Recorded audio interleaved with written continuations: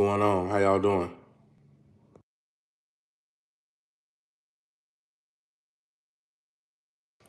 Family, what's good? What's going on? Peace and love.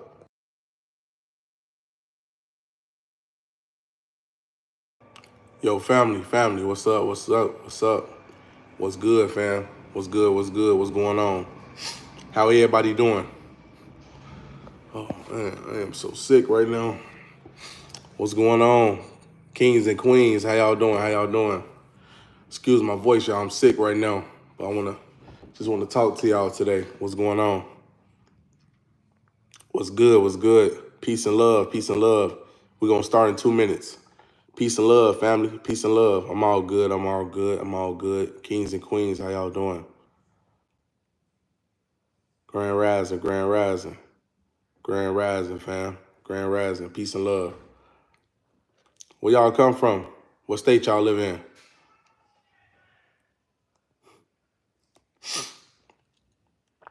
What's good, family? How y'all doing? We're gonna start when it get to 2 minutes.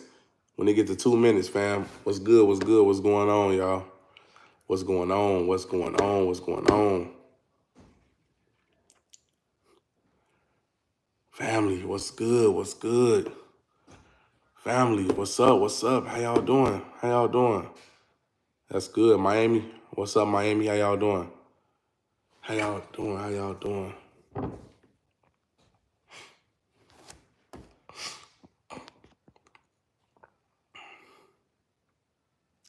What's good? What's good? What's good? What's good, fam? What's good?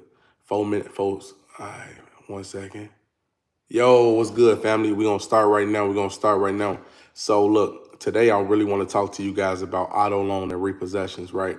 So one of the things that people got to understand, right? So let me talk about, auto loans, right? Because I dealt with this before, but this is something actually that I want to add in, right? So a couple of my students came to me and they was like, hey, my vehicle was repoed after it's been charged off.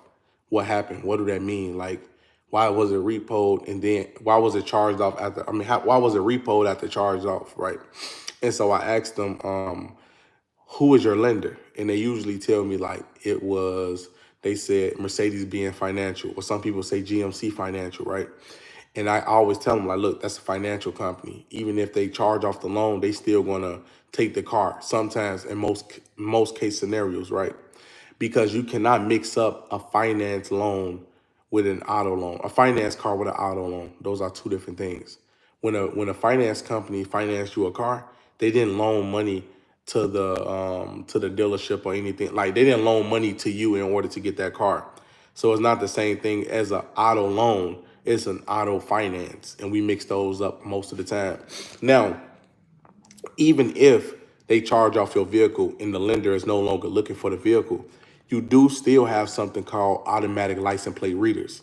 And so by you riding around with an automatic, I mean, with the same plate, the car plate, you can be in St. Louis, Missouri. If you go to a local Walmart and let's just say, well, what's them trucks called again? A tow truck, and a tow truck decides to pull you over, and once they pull you over, the tow truck decides to do this and that and all of that, right? And they scan you and they find out that your plate goes back to this finance company, and this finance company have a repossession order out. They still going to repo the car. Now the finance company already declared the car as a loss, so they didn't send that vehicle. The automatic license plate reader scanned it, and so they was able to find the car. So anytime they scan your plate got your VIN number and everything connected, right? Now I'm talking about the plate that was the last one you had, right? So let's just say if your plate number is 305246, right? That plate number goes down, right? When they fill out the repossession order, they put your plate number, they put the VIN number, they put the year, make, model of the car, and they show proof of ownership. So they show themselves as the lien holder, which is acceptable. They put it out there. So any tow truck has it up for grabs. So it can be 3-4 years later, and you might got away with everything, but you still got those plates on. And so wherever you go, when they scan the plate, they can take your car right there. They don't have to say we were sent or anything like that. And most of the time, it doesn't even be a tracking number. So that's how the repo company and the repo industry is able to take your vehicle. And so I told a lot of my students, I say, number one, you don't need to keep driving around with those same plates. Driving around with the same vehicle plates after they already put a repossession order out on them is automatically going to have you to lose your own vehicle. And you don't want to be stuck in a situation where you lose your car and then now you're like, man, what the hell happened? Did they track me down? Did this happen? Did that happen? No. What happened was when you went ahead and just driving around all willy-nilly, you didn't even think to even put on a private plate in the meantime. Even if you have a driver's license, put on a private plate. Or if you don't want to put on a private plate, re-register the vehicle. And then when you re-register it, you can at least change the title. I mean, not the title, but the plate number from the old one that was on the vehicle. You can at least get a wholesale license to be a wholesaler, or you can at least get a dealer's license to become a dealer or something like that. You just can't drive around with the same car plate and expect them not to repo your car. That's backwards. You can't do that. You cannot do that, family. So I see many people making that mistake. And now tracking devices, right? Now, a lot of vehicles that they selling today, they don't even have tracking devices on the vehicles most of the time. Now, there's that small group of people who do have tracking devices on the vehicle or whatever the case might be, but that's not necessarily the case. That's not the case at all. So in the meantime, after a vehicle is charged off without repossession, the last thing you want to do is put the car. What I'm about to say? The last thing you want to do is keep the same plates on the vehicle. That would be probably one of the stupidest things you can do. Honestly, I would never even use the plates in the first place. So, because if your intentions is not to pay them back, you at least want to do it smart. You at least don't want to be dumb. I took my vehicle all across the country and nothing happened because I never drive around with state plates, the plates that I got originally on the vehicle. Those have repossession orders out on them. So that'd be stupid for me to just, I'm just gonna have my regular plates on. No. If I want to drive private, you can get a dealer's plate. Y'all know y'all can go online and order a dealer's plate. Do y'all know y'all can apply to be a dealer in y'all state? And y'all can buy cars from the auction and you can drive around with your dealer plates in the back of your vehicle and you don't even have to have your car registered because you can say this car is being used by a dealer, which is you, and nothing can happen and it's legal. So there's so many legal loopholes with this whole thing, family. I seriously need to learn some of this so I can be completely in the private. Having your vehicle for repossession don't have nothing to do with the private for the most part. But if you are asking like about the private and being sovereign and everything like that, sovereignty, let me just give y'all a breakdown, right? It has everything to do with contracts with the state, and it got a lot of things to do with compliance. Your compliance and your contracts with the state automatically gives the state the reasons or the ability to assert personal jurisdiction over you. So it's mainly a basis of contracts. And if you ever catch yourself and you end up going to jail or you ever have to fight a case, there's many different constitutional remedies that you can use, right? Because a lot of people just want processes where, where's 100%? It's never just 100%. Your parents assigned you a social security number. So you're not going to have the best life chasing sovereignty. You're not going to have the easiest way with chasing sovereignty. You contracted over. So people don't even understand. It's like signing to death row. Once you're born in the hospital and your parents have you, right? And they assign you up for a social security number, you sign your life to death row. So people always say, where's the contract? The contract always gonna be in that social. The contract is forever will be in that social security number. That social security number is a lifetime contract that you cannot cancel out. You only can cancel out a social within 30 days of receiving it. But if you do not cancel out the social security number, your child is stuck with a social security number, and that will be on their name for the rest of their life. So remember, even if you practice or assert your sovereignty, which you can, you still got to always think that my parents applied for me a social security number. And one day, an officer can overstep its jurisdiction. And it's going to be a time where I have to battle them in court due to the fact of my parents not being politically educated when it comes to driver's license, ID, social security numbers. Because we was always told, get a driver's license. That's the right thing to do. But not knowing that subjected most Americans into an admiralty foreign jurisdiction outside of the common law and the Constitution, and that implement a statutory jurisdiction where we have to abide to due to the fact that we subjected ourselves as residents. So now when the state invented the Reconstruction Act, now we put ourselves under an entire different jurisdiction. So due process, where due process?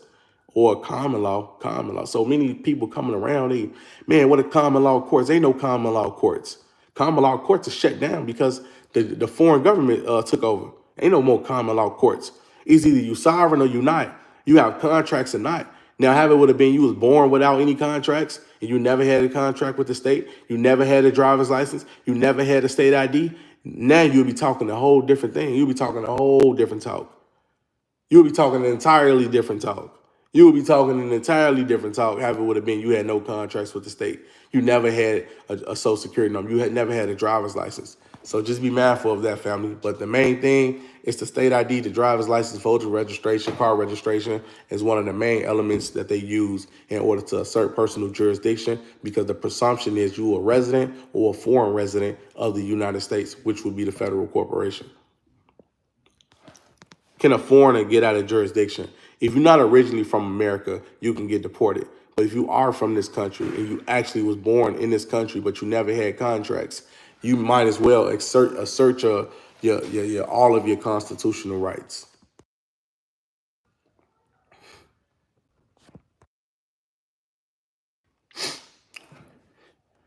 Yeah, family. Yeah. So just make sure you do that all the time. And back to, the repossession. So a couple of my students, their car got repoed, but most of them is citizens. So they called me, they had their vehicle for repossession. But the thing about it, when they drive around, they keep those state plates on and their car got taken. I told them, like, look, you can't drive around with state plates. Some people don't understand how serious it is. Appreciate it, fam. Appreciate it. Appreciate it, fam. Peace and love. Peace and love. Any questions, family? Any questions? How do we access our trust accounts to pay our bills? There's no trust account that you could just pay your bills from. No, it don't work like that. I know a lot of gurus telling you guys stuff. No, that's not true at all. We all done the research and it didn't come back accurate. I don't want to deal with any bullshit from these policy enforcers. Here in Commerce, California. Yeah, you in the wrong state, family. You in a Democratic state. I seriously need to learn this so I can be completely proud. You would.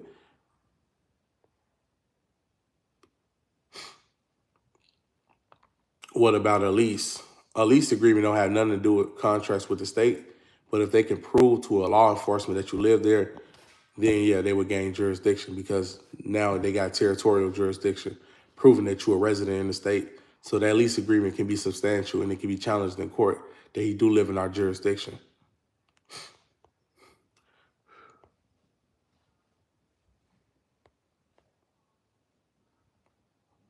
You said my S550 Benz is a bank loan. Perfect. Perfect, fam. Perfect. That's the way to go. That's the way you do it right there. What can I do while on probation? You're going to adhere to all of the laws and the rules to your probation until it's completed. And once it's completed, you're going to cancel all contracts with the state. You're going to get a passport as a non-citizen national, and you're never going to go back to doing what you're doing before. And you're going to be you're going to be an entirely better person. What is the quickest way to resolving going through a repo? The quickest way is hiring your vehicle for repossession, take off the original state plates that you originally have, do not drive it around until it's been charged off. And if you still live in the same apartment or house, make sure you either move or sell it for parts. I know a few companies out here in the Houston area who will purchase a vehicle and you don't even have to have the title. They're bad from change. So if you, let's just say some people might have a $70,000, $80,000 car, and they finna repo and you scared they about to repo and you know they're about to repo and you cannot pay it back, sell it. Or you could sell it and they'll buy it for a fraction, maybe 20,000, maybe 25,000. And that's better than nothing, because once they repo it, they gonna, and this is another thing that they've been doing, right? Hold off for what I was just about to say, but this is another thing. I want you guys to listen to me, really listen to me. What I noticed, what a lot of finance companies try to do, Santander, GM Financial, this is what these finance companies like to do. So many people back then, they used to repo your car after you missed 2-3 payments, right? Now they're not even repoing the car until you almost reach 6 months in missed payments. And the reason why they're doing this, because if you miss 2 to 3 payments, you only got to pay back the months that you miss and you get your car back. But this is the trick. If you do that and you get your car back, they know that you're going to run off again. You might become smarter, and then they probably ain't gonna be able to find you. But this is the thing. What they try to do, they wait literally until your 5th to 6th months of you having the vehicle, and they don't repo it at all. They know where it's at. They seen it. They don't touch it. And once you get to that 6th month, they repo it. So instead of hitting you with your fees that you miss in the months that you miss, now you pass a real delinquent time frame. Now the lender have the right to tell you that in order to get your car back, you got to pay the full amount. That's what they did to one of my students. I requested a lien release. We got the lien release, but it's supposed to be in my possession. What the bank did was, they gave me the lien release, but they found out that he still got the car. So when they found out he got the car, they waited 6 months without even touching the car. And they repoed it. And once they repoed it, he wanted to pay back the months that he missed. So let's just say his payments was $1,000 a month. You miss 5 months. So 5 months, let's just say you got to pay $5,000. That wasn't the case. They told him you got to come with the whole $72,000 in order for you to get your car back. He said, $72,000. You got to come back with $72,000. You missed too many months. And when they did it, they know he couldn't pay it. So when they took the car, they give you 15 days to buy it back or pay for it, or they send it to an auction. They're going to give you the details to the auction. Most companies don't. They're going to give you the details to the auction. And your $70-some-thousand car, when they take it to the auction, they sell it for a fraction, maybe 30, maybe 40%. So a $72,000 car being sold for $30,000. And now when they charge off the amount, you stuck with $42,000. That's what they do. And I start learning that when I have a lot of students, because they come to me and tell me like, hey, I'm stuck with this, I'm stuck with that. And I say, your bank is doing this on purpose. They know where you at. You can't hide from them. They know where you at. Because, most people are citizens, so they move like citizens, right? So when they had all their contracts and they had public tags, they literally had the car outside the house, not even in the garage, not protected or nothing, right? But this is what got them caught ultimately, right? So they just waited. The banks waited. They didn't even hesitate. They waited for it. They waited for it. They waited to 6 months because they don't want you to be able to have it again. Because say, for instance, we repo your car after a month of you missing payments. You pay back that month. But it's a good chance we'll never see you again because you will really hide your vehicle. Most people don't think like that. So they thinking like, okay, this, but no. They don't want you to mess up like that. So they're going to wait the 6 months. Now, if you end up paying let's just say you was 2-3 months late and you end up paying it before it get repossessed, then you good. But they'll wait till the 6 months to repo your car. Unless it's a really, really, really, really good car, like a $100-some-thousand car, they going to come get it in 2 months. But still, they want to do this because if you can't pay the whole amount, the banks they don't want to waste time playing a cat and mouse game. Oh, I hide the car. They got to come catch you and find you. Y'all ever seen a movie called Taken? That's how I feel to the bank. Like, oh my God, this dude ran out of state. He constantly moving the car around. We can't find the car. We tired of going through this. We're going to let him feel like he got away. Give him 6 months. And after 6 months, they usually just come and take the car easily. Because y'all drive around with state plates anyway. So automatic license plate reader, scan it. We can take the car right there. I don't care if you're at Aldi shopping with your kids and everything. One time, a repo agent took one of my students' car. She was at the grocery store. And I asked her, I said, hey, I explained this to you before, but let me explain it again. Did you have state plates on the back of your vehicle? She said, yeah, I had my plates. And I said, that's not what you're supposed to be doing. Because you driving around with state plates, the automatic license plate reader going to scan on it, and they're going to see it, and you're going to get caught, and they're going to take the vehicle. And the crazy thing about it is they waited until it been charged off. It's not like they even couldn't find it. They just waited. They didn't even put the repossession order out yet. They literally put the repossession order out after it's been charged off, or before. Most of the times before. Bank loans is before. Finance loans is usually after sometimes. And they'll wait till you can't. They'll wait so they know you can't pay it back and just take your vehicle.